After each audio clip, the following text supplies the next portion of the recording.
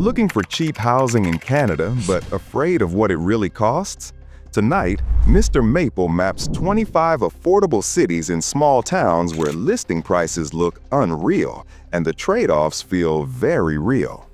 Think long winters that tax survival, isolation that stretches every errand, underpaid jobs in fragile local economy hubs, and safety concerns that change block by block.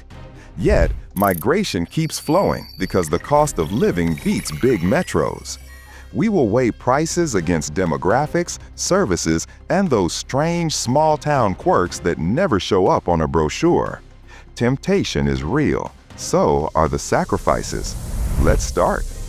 Part 1. Frozen Bargains in the Heartland. The first one is Thunder Bay, Ontario. This city of 108,000 residents stretches along the vast shores of Lake Superior, where the water looks more like an ocean than a lake, and the northern lights flicker like a reminder of how far north you've gone. A house here costs between $230,000 and $300,000 Canadian dollars, a number so modest that it shocks anyone used to Toronto's feverish market. Thunder Bay was once a hub of trade, forestry, and shipping, but decades of industrial decline left scars, and many families moved south in search of stable work. The beauty is undeniable. Boreal forests ring the city, the sleeping giant rock formation watches over the bay, and winters sparkle with frozen stillness. However, those winters dominate life.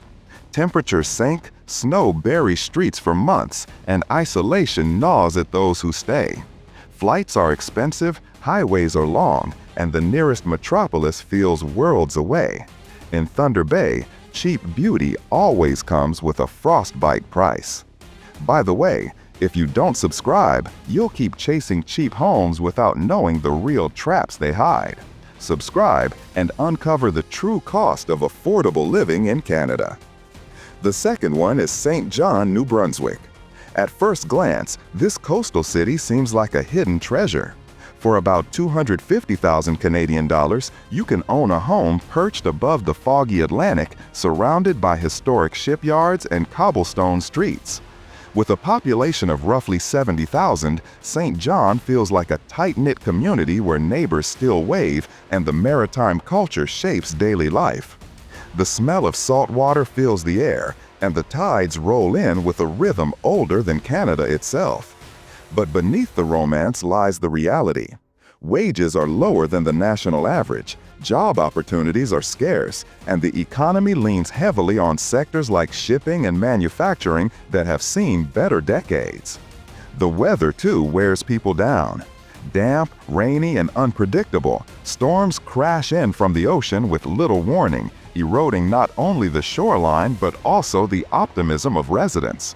St. John's homes may be cheap, but rain and rust never stay hidden for long. The third one is Red Deer, Alberta. Situated directly between Calgary and Edmonton, this city of 100,000 has long lived in the shadows of its larger neighbors. The average house sells for around $320,000 Canadian dollars, a tempting discount for anyone priced out of Alberta's bigger markets. On paper, Red Deer has much to offer: commuter access to both major cities, urban amenities like schools and malls, and nature at its doorstep. Yet, dependence on Alberta's oil economy hangs like a storm cloud. When global prices collapse, jobs vanish, families leave, and for sale signs multiply. Winters are no kinder year than in the rest of the prairies. Sharp winds whip across the flatland, and cold snaps drag temperatures into painful lows. Summers offer a brief reprieve, green and alive, but they vanish too quickly, leaving residents bracing for the next long freeze. Red Deer's affordability carries the hidden message that the oil clock is always ticking here. The fourth one is Trois-Rivières, Quebec.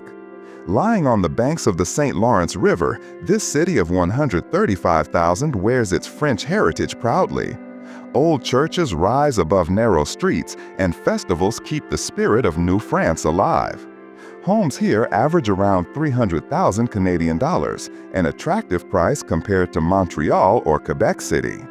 Walking through Trois-Rivières feels like stepping into a chapter of history, where architecture and language preserve a cultural identity unique to Quebec. Yet for outsiders, the language barrier is often more than symbolic. It can mean the difference between employment and unemployment, between inclusion and isolation. Jobs are limited, industries remain stagnant, and winters stretch endlessly across the frozen river. The charm is real, but so are the struggles. Language isn't the only barrier you'll face. The fifth one is Edmonton, Alberta. Unlike the towns already mentioned, this is a metropolis with more than 1 million people. Yet the housing market remains surprisingly accessible. A family home costs about 400,000 Canadian dollars, a price unimaginable in Vancouver or Toronto.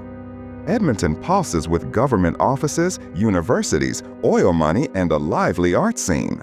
Festivals fill the summers, the River Valley offers more green space than any other Canadian city, and opportunities seem endless. But Edmonton's reputation is forged in winter. When temperatures plunge to -30, cars refuse to start, and heating bills consume paychecks. The city's vast sprawl makes public transport ineffective, forcing most residents into long commutes by car. For many, Edmonton feels like two cities, the vibrant summer hub and the frozen expanse of winter. A cheap home, but every trip costs your soul. The sixth one is Regina, Saskatchewan. As the capital of the province, Regina is home to about 230,000 residents who live in wide suburban neighborhoods where houses average around 330,000 Canadian dollars. Prairie skies stretch endlessly overhead, wheat fields embrace the edges of the city, and life feels unhurried, affordable, and calm. Government offices and agriculture sustain the economy, giving Regina a sense of stability. Yet the stability is deceptive. Winters are long, harsh, and isolating. Blizzards sweep across the flatland with little resistance, freezing pipes and cutting off travel. Cultural life struggles to keep up with Canada's bigger centers, leaving many young people to flee in search of something more dynamic. For those who stay, the reward is space and affordability, but the cost is solitude. Prairie peace feels lonely at 40 below. Each of these 6 cities tells the same story with a different accent. The price of a home may be lower, but the hidden costs are written in climate, geography, and limited opportunity. In the heartland of Canada, affordability does not mean comfort. It means sacrifice, adaptation, and resilience. Part 2. Postcard cities with price tags that lie. At first glance, some of Canada's cheapest towns look like they belong on the cover of a travel magazine.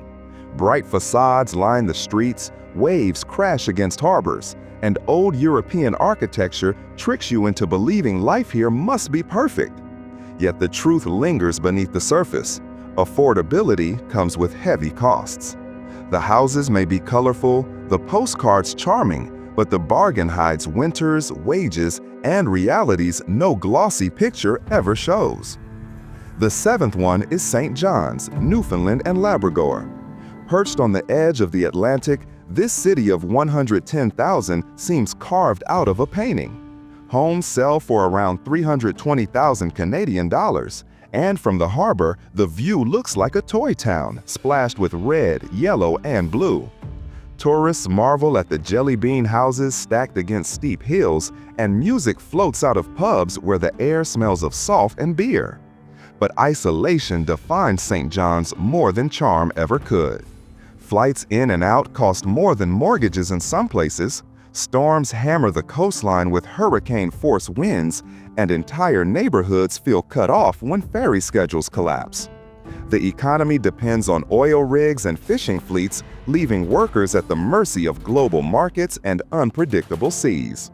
Colorful streets hide gray economic skies. The 8th one is Quebec City, Quebec.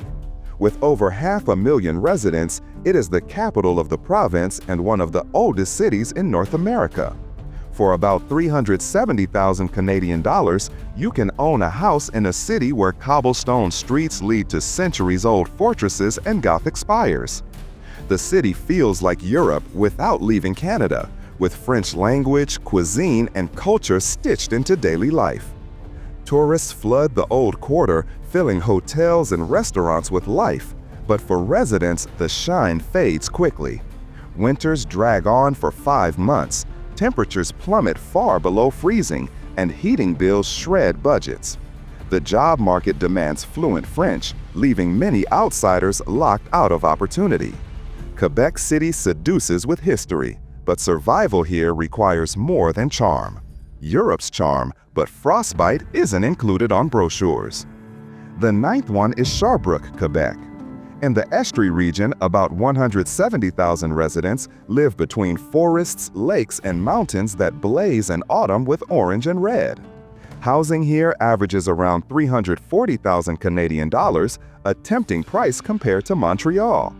The city beats with youth thanks to several universities, and cafes overflow with students debating philosophy in French and English. The pace feels lighter, the air fresher, and trails crisscross hills just beyond downtown. But Sherbrooke is not free from Canada's recurring theme. Winters dump snowstorms that bury cars for weeks, opportunities outside education and healthcare are slim, and wages lag behind those of the province's larger centers. Life may be affordable, but growth feels frozen. Cheap education, expensive winters. The 10th one is Winnipeg, Manitoba. Known as the gateway to the West, it is one of Canada's largest cities where a house still costs around 350,000 Canadian dollars. More than 700,000 people live here, and on the surface it offers everything: theaters, universities, major sports teams, and a thriving arts community. The Forks, a historic meeting place at the junction of two rivers, brings locals and tourists together with food markets and music. Yet Winnipeg carries a reputation that never quite fades. Winters can sink to -40, rivers burst their banks with floods, and crime rates in certain neighborhoods remain stubbornly higher than the national average. The city's resilience is legendary, but resilience itself is the tax you pay for affordability. Cheap roofs, but safety comes at a cost. The 11th one is Fredericton, New Brunswick. With only 60,000 residents, it feels like a village disguised as a capital. Houses sell for about 310,000 Canadian dollars, nestled along the St. John River under canopies of maple trees. The pace is unhurried, and autumn here feels like a painting, with fiery leaves glowing against the water. Families move here for peace, affordability, and access to nature, but many eventually confront the trade-offs. Specialized jobs are rare, nightlife is nearly invisible, and winter turns the quiet streets into frozen corridors. Peace is cheap, opportunity is not. The 12th one is Moncton, New Brunswick. About 80,000 people live in this fast-growing hub of the Maritimes, where houses average around 320,000 Canadian dollars. Highways converge here, the airport links the region, and the city has become a commercial center. On the surface, Moncton looks like a success story, with malls, schools, and expanding suburbs. The Bay of Fundy, with the world's highest tides, sits just a short drive away, giving the city a natural wonder that few places can match. But storms lash the coastline, knocking out power and flooding neighborhoods. Wages remain modest, job markets limited, and many young professionals still leave for bigger centers. Growth on paper, storms in real life. And so the postcard towns show their dual nature. They lure with beauty, color, and charm, yet their cheap homes carry hidden contracts signed in climate, wages, and geography.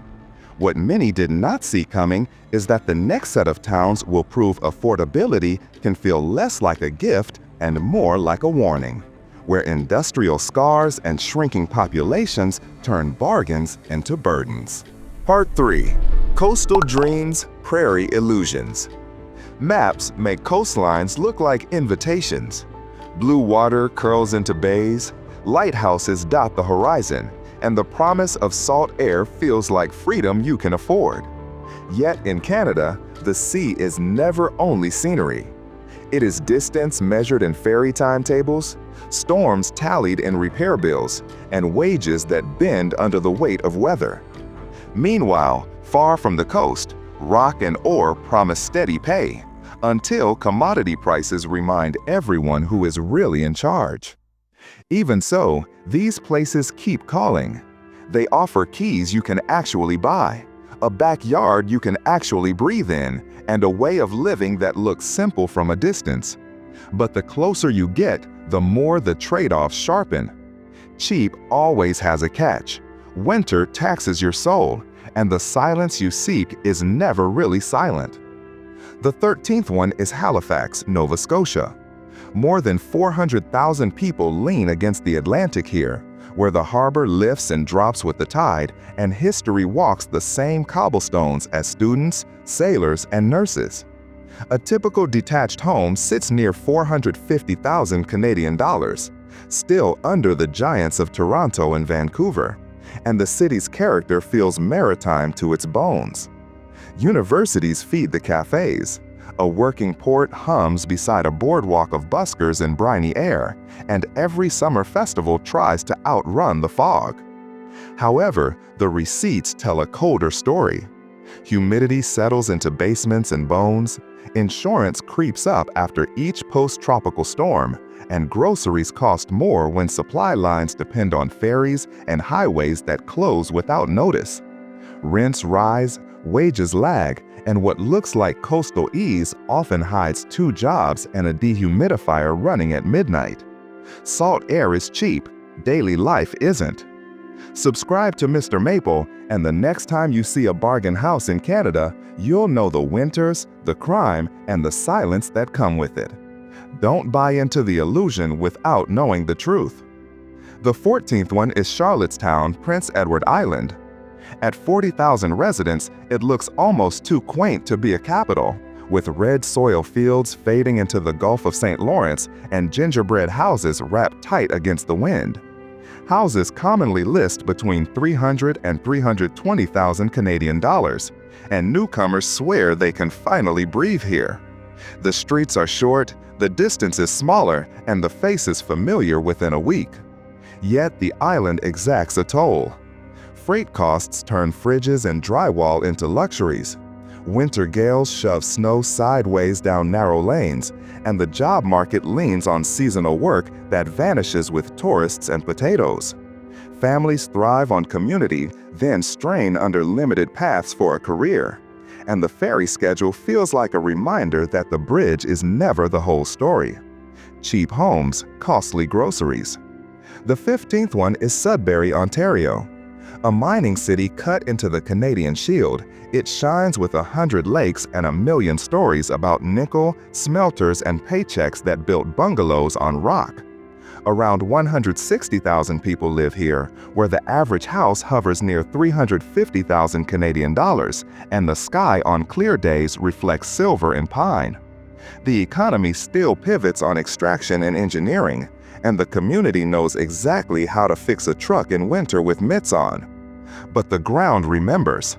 Tailings, sulfur, and decades of industry left marks that took generations to heal. And though the hills grow green now, the cold remains honest and long. Rail lines are lifelines. Highways are commitments measured in coffee and black ice. Those lakes glitter at dusk, yet jobs ebb and flow with global demand, pulling families into patterns of overtime, layoffs, and quiet moves down Highway 69.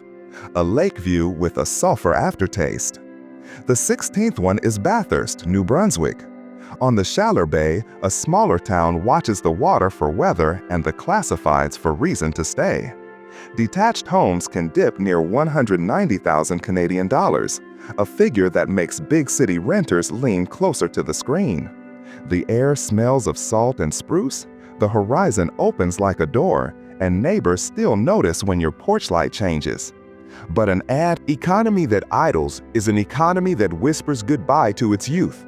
Job postings repeat, mills sit quiet too often, and the winter storms line up like freight trains from November to April.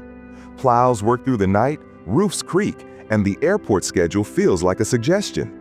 What many did not see coming is how quickly a bargain price becomes a measure of demand that never arrived. When youth leaves, cheap houses remain. The 17th one is Cornerbrook, Newfoundland and Labrador.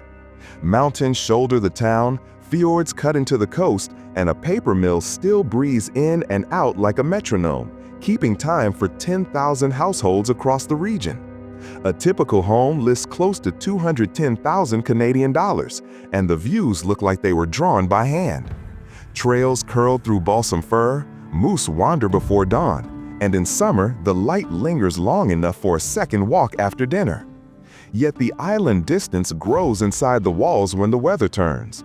Rains arrive in long moods, power flickers, and each flight feels like a negotiation with wind. Tourism brings summer brightness. Then the jobs fold like camp chairs in October. The silence at night is deep, but it is not empty. It carries the sound of a mill shift changing and the arithmetic of a budget stretched by freight and fuel. Nature is free, jobs aren't. The 18th one is Shawinigan, Quebec. On the St. Maurice River, once billed as the Electric City, it still stands with brick factories and hydro stations that powered an industrial dream. Houses can start near 225,000 Canadian dollars, far under provincial giants. And the river looks confident even when the streets feel paused. Cafes occupy old storefronts, murals argue for tomorrow, and the French here is warm and provincial all at once. But population loss is a quiet accountant. Each decade shaves a few more families, each closing plant subtracts Saturday morning from the main street. And the service map thins until errands require an hour's radius. Winter sets its hand on the valley and does not lift it quickly. And the best option for ambition still points downriver to Trois-Rivières or Montreal. Ghost factories leave cheap bricks behind. The pattern sharpens with each shoreline and smokestack. Beauty sells the dream, while budgets and weather write the terms. The sea flashes like a promise, the rock glitters like security, and still the ledger lands on the same page. Affordability is real, but the cost hides in distance, damp, and demand. As a consequence of this, the final set of towns will show the bargain turning into a warning label, where crime stats creep, careers stall, and a wildfire or price crash can erase equity in a single season. Part 4. Where cheap becomes a warning. Bargains become tests when the variables multiply. Crime statistics intrude on quiet streets. Distance stretches every errand into strategy, and a single factory closure ripples through school enrollment and house prices for years. However, the map still offers keys you can afford, and for many Canadians, that is reason enough to pack, drive, and try. Cheap always has a catch. Winter taxes your soul, and the silence so many seek is never really silent. It hums with risk, resilience, and the math of survival. The 19th one is Prince Albert, Saskatchewan. At the gateway to the northern forest, the city stands between prairie farms and boreal rivers like a hinge that never stops moving. Detached homes often list around 230,000 Canadian dollars, a number that turns renters into shoppers overnight. Yet the ledger here comes with footnotes. Statistics Canada tables whisper about higher than average crime. Downtown storefronts cycle through tenants, and a life lived on the edge of wilderness includes the edge of services too. The north begins at the city limits, but so do long drives for specialists and long waits for opportunity. The wild begins in your own backyard. Prince Albert breathes in seasons that arrive like declarations. Summer brings campers, anglers, and workers pushing north to mines and camps, while autumn smells like poplar leaves and wood smoke. Meanwhile, winter clarifies everything. Cold snaps flatten flans, ice grips the river, and every commute shrinks to the essentials. Families make it work with community, church basements, and team sports stitched together by volunteers.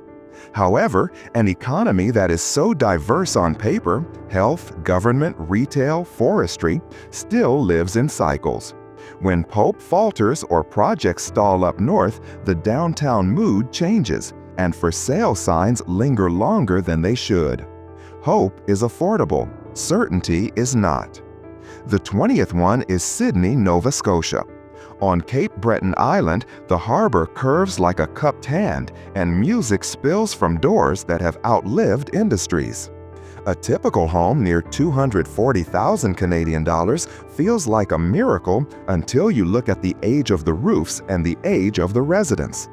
Mines closed, steel cooled, and the population grayed in place while the young left for Halifax, Ontario, or anywhere a recruiter would pay for flights. Even so, the island knows how to welcome. Fiddle tunes tune a Tuesday. Ocean fog softens hard days, and neighbors remember when your kids' hockey skates were too big. Cheap homes, but future feels already closed. Storm tracks add a tax you can't see on a mortgage sheet. Each fall lashes shingles and wharfs. Insurance whispers about deductibles, and grocery shelves prove how quickly supply lines thin when ferries wait out swells. Meanwhile, new arrivals chase the dream of a coastal life only to find that wages and rolls tighten after tourist season drops. The quiet here is beautiful, but it can grow heavy by February when the calendar turns, the wind slants, and the job boards still repeat last year's listings. The ocean gives, but it also measures. The 21st one is Timmins, Ontario.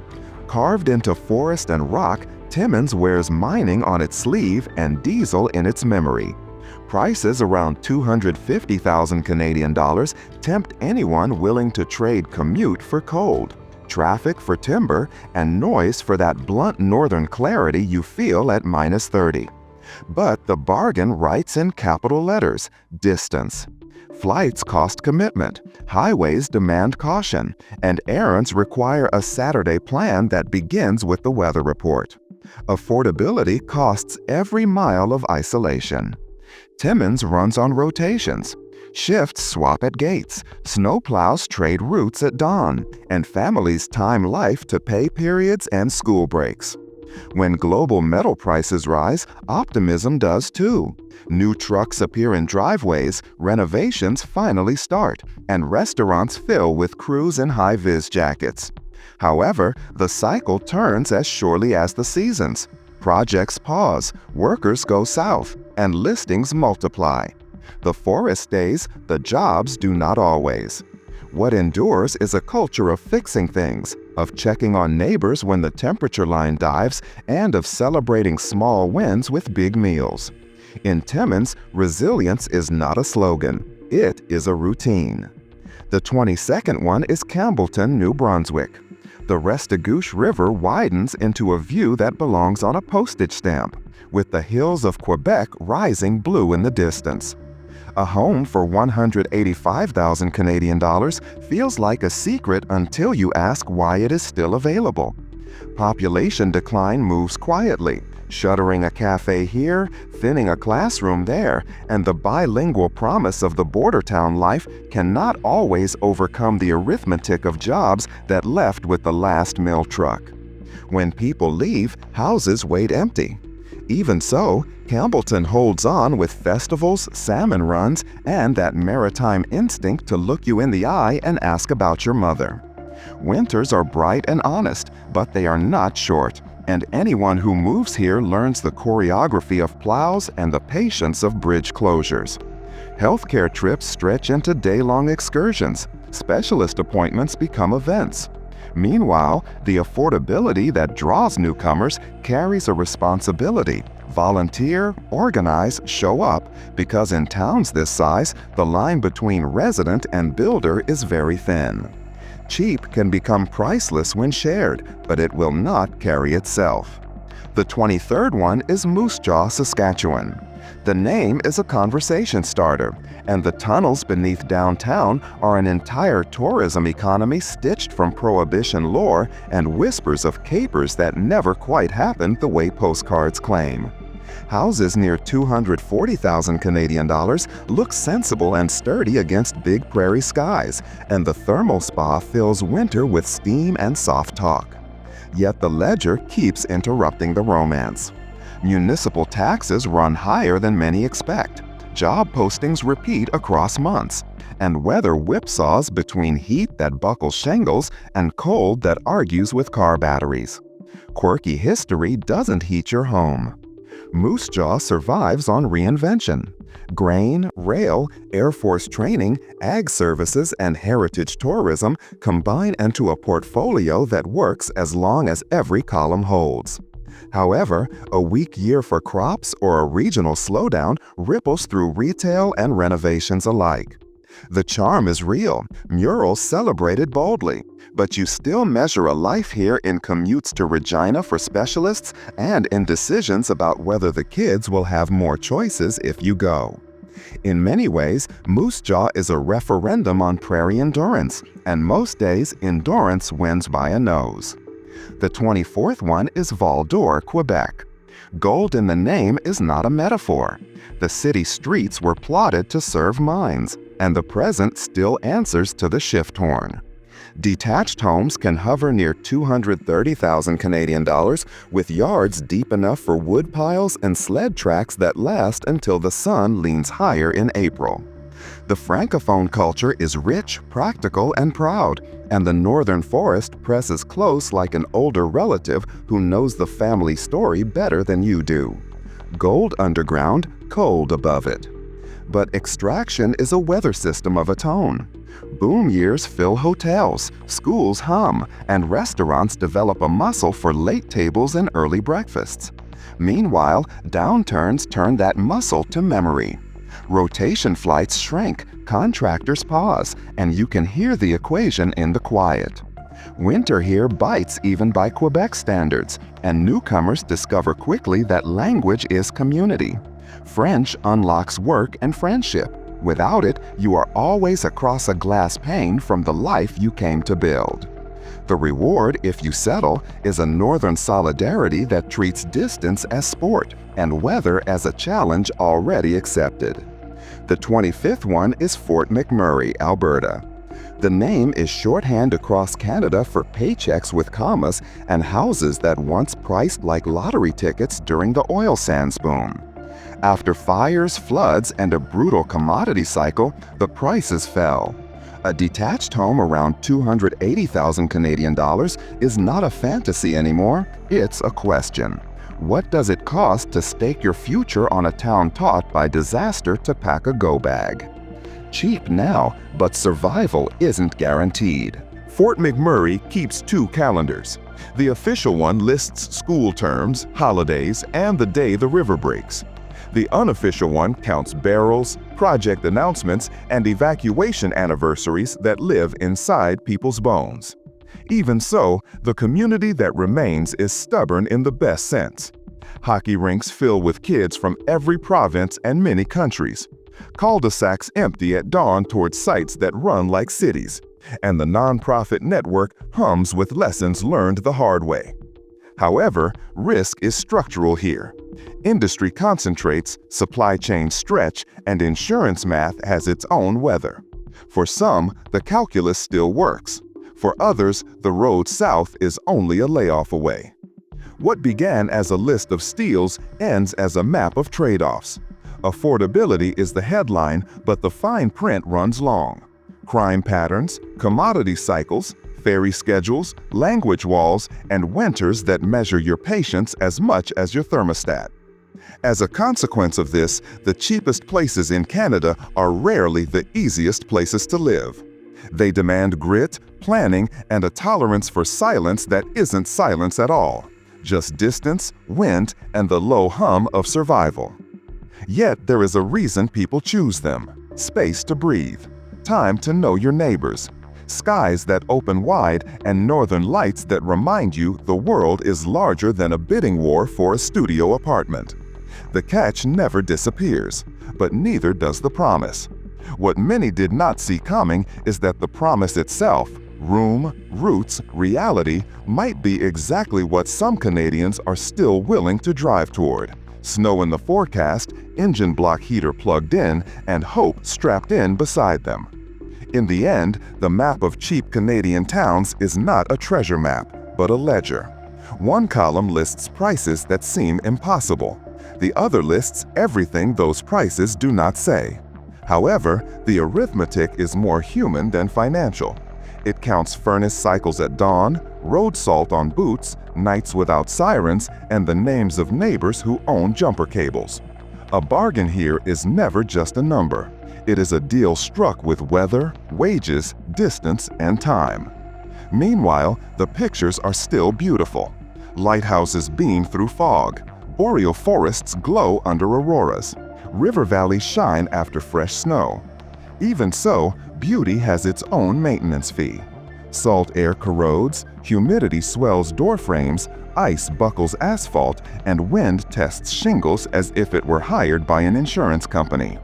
Cheap always has a catch, but the catch is not always a trap. Sometimes it is a curriculum. The town teaches you how to live there. As a consequence of this, affordability becomes a measure of fit. If you want culture at your fingertips, pay for it in a major city. If you want space and silence, expect to shovel for it, drive for it, and wait for it. Winter taxes your soul in the north and east. Language draws a line through parts of Quebec, and the economy breathes in cycles across the prairies and resource towns. Yet the silence so many chase is never really silent. It hums with skates on ice, diesel at shift change, and the low voice of a radio in a kitchen where someone is budgeting the month by envelopes. What many did not see coming is the dignity inside that compromise. In places the market undervalues, people overinvest in each other. Volunteers open rinks, truck beds become moving vans every August, and the first storm of the season is met with text threads, snowblowers, and laughter that sounds like defiance. The house is cheap, the community is not. You pay in hours, hands, and patience, and the return arrives as names that remember you. On the other hand, there are warnings you cannot sand smooth. Commodities fall, and with them go hours and plans. Crime maps stain certain blocks darker than others. Ferries cancel, flights spike, and the drive to a specialist swallows a day. Insurance drafts its own weather forecast. The bargain stands, but it asks a question at the closing table. Are you ready for the real costs to arrive on a different schedule than the mortgage? Even so, many will answer yes. They will trade a downtown elevator for a garage, a studio for a yard, a crowded train for a horizon that stretches. They will learn the rhythm of storm tracks, the cadence of plow routes, and the fine art of keeping vehicles and friendships warm. They will say the town saved them from a lease that never ended, and the town will answer by handing them chores and a key. So the moral is not that cheap towns are scams. It is that cheap towns are contracts. They offer equity where debt used to live, and they demand attention where convenience used to hide. If you sign, sign with eyes open, winter boots ready, and a plan that includes your neighbors. Because the secret of these places is not the price. It is the people who turn a discount into a life. Like the video and subscribe.